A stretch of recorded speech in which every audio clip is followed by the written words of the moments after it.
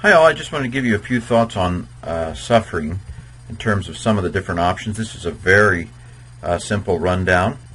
So what are some of the different perspectives on suffering? Well, on the one hand, there are certainly many Christians who believe that God determines every single thing that happens. John Piper would be an example of this approach to suffering. So in this way of looking at suffering, suffering is entirely God-determined. Everything that happens for a reason. God is the great grand puppet master who is dictating even everything I say, everything I do, whether I do good or evil. God is behind the scenes making me do it. That's one perspective. It's a hyper-Calvinist perspective. For example, in its most extreme form, God is the one who made Satan fall. God is the one who made Adam sin. This is not what I believe, but this is a not too uncommon belief in some Christian circles. From that perspective, then, suffering is entirely God-determined. God causes all suffering, down to the most minute detail, and He has a reason for it.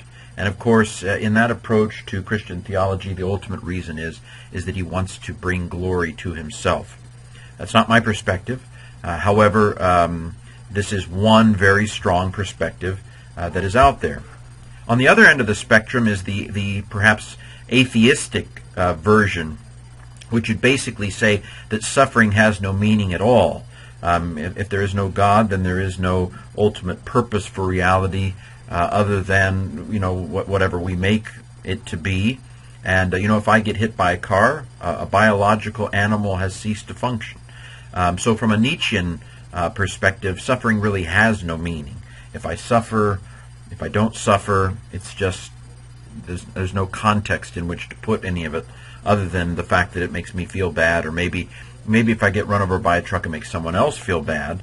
But in the vast scheme of things, it really doesn't matter. Of course, there is a Buddhist perspective. Buddhist's Four Noble Truths. His first truth is that life is suffering, and the second truth is that there's a cause for this suffering. And I think the third noble truth is that the cause of this suffering is our desire for pleasure. And so he then gets to the fourth noble truth, which is that we need to follow an eightfold path of right thinking, right understanding, and so forth, to empty ourselves of our desire for pleasure. And because if we cease desiring pleasure, then we will cease to suffer. Anyway, that's a Buddhist perspective. But from a Nietzschean perspective, then, suffering would have no real meaning at all. A very early Christian suggestion to the problem of suffering was made by Irenaeus in the late 100s, and he believed that suffering makes us virtuous. So God is the one who C.S. Lewis used the example, I think, of a statue and a chisel. I think that was C.S. Lewis, and rather not just the movie Shadowlands. But that God uses His hammer to chisel at us, and it hurts so bad, but it makes us beautiful. That's kind of the Irenaean theodicy, the soul-making theodicy, as it were. That God sends us suffering or allows suffering to make us improve. And of course, if you've ever done any sport, you may know the expression "no pain, no gain." If you don't put in the work, then you're not, and the discipline, then you're not going to perform very well. That's another view of suffering. That one would fit, for example, with those who, if you believe that God created the animal world by an evolutionary process, that God did that, then to some extent you have to have an Irenaean view of suffering. Suffering can't be entirely bad if God created a world where animals would die before the fall. That's a very controversial perspective, but it fits much better with an Irenaean theodicy than an Augustinian theodicy. A theodicy, by the way, is an explanation for the problem of evil and suffering. Evil and suffering are actually two distinguishable things. Evil, I would argue, has more to do with intention. Suffering doesn't necessarily imply that there is a person planning the suffering. Although, obviously there are instances of people planning suffering.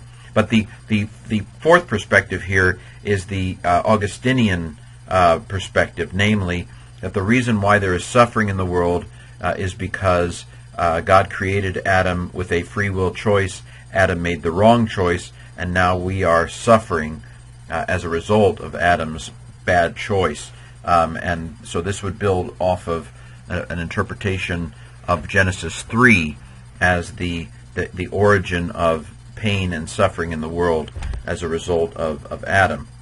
So those are some basic perspectives that you might find out there on the origins and causes of suffering. I personally would suggest that probably all of these suggestions have some element of truth in them. So, for example, even the Nietzschean one, where basically suffering is meaningless, I do think that we in the modern world are overly conscious of pleasure and pain in a way that people in other places and times and have not necessarily been. I think that we're wimps. It's like the person who every little noise in their car goes into the dealership and says, "What's wrong? I hear a squeaking," kind of thing. We're the same way. We've become this way with our bodies too. Every little ache and pain, we go to the doctor. Not everybody, obviously, but we are so in tune to this that we have such a high standard for not having pain. Prescription pain medication is one of the biggest kind of drug problems right now in America. So I do think that to some extent, as a cultural phenomena, the problem of suffering is much bigger for us today than it has been at other places and times where they just expected to suffer. For us, the problem of pain seems like a bigger problem, I think, in contemporary America than it has seemed in other places and times, because we're basically wimps. That not all, we tend to think of suffering as bad in and of itself, whereas suffering can actually be good, or it can just be neutral. My neck is bothering me a little. I think I slept badly on it, last night. Big whoop. Ken doesn't deserve to always have a neck that doesn't. So you know what I mean? Get over it. I think a lot of the problem of suffering is because we're wimps. Now, does God sometimes cause suffering, or at the very least allow suffering? And there is a distinction, I think, in my mind as to the extent to which God plans us to suffer, or the extent to which God allows cause-effect to just play themselves out. But I do believe that it is not bad at all to suggest that God may either allow, certainly not for God to allow us to suffer, but that God may actually cause us to suffer to cause us to grow. I don't necessarily think that that's out of bounds for a good God. So my son does cross-country, and the season's about over, but he gets up at 6:30 some mornings and runs, and it's not pleasurable to really push yourself when you're running. It feels good after you're done with it. In fact, one person described cross-country, the good feeling of cross-country, as the good feeling you get if you've been hitting your head against a cement block and you stop. It feels really good to stop. So cross-country feels really good when you're done. Of course, there are some hormones, endorphins and things involved too, but basically what I'm getting at is discipline and suffering when it builds us up in the long run. No pain, no gain. If you lay in bed for too long, your muscles are going to atrophy. So having some moral resistance in the world, in the face of challenges, is a good thing, I think. And so C.S. Lewis may have, the early C.S. Lewis may have not had it all figured out, but I think there was some truth in that idea of Irenaeus that suffering is part of what makes humanity great, or can at least.